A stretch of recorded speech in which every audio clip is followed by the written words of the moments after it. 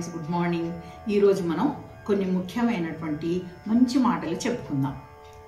నిన్ను అర్థం చేసుకునే వారికి నువ్వేంటో చెప్పనవసరం లేదు, కానీ నిన్ను అపార్థం చేసుకునే వారికి నీ గురించి కూడా చెప్పనవసరం లేదు.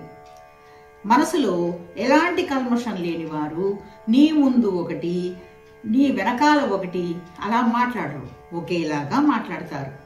ఒంటి నిండా విషం నింపుకుని మన వెనక చేదుగా మాట్లాడేవారు, మన ముందు తీయగా మాట్లాడేవారు కొందరుంటారు. వాళ్లతో అస్సలు స్నేహం చేయకూడదు.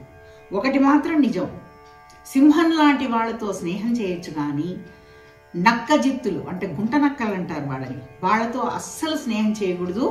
అది అత్యంత ప్రమాదకరం. మనం ప్రశాంతంగా ఉండాలంటే అనవసరమైన వాటిని అంటించుకోవద్దు, పనికిరాని వాటిని గురించి పట్టించుకోకూడదు.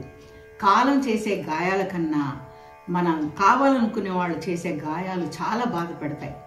మనిషికి చనువు ఎక్కువైతే చులకన తప్పదు, దగ్గర ఎక్కువైతే దూరం తప్పదు, నమ్మకం ఎక్కువైతే ద్రోహం తప్పదు, ప్రేమ ఎక్కువైతే బాధ తప్పదు, ఆశ ఎక్కువైతే దుఃఖం తప్పదు.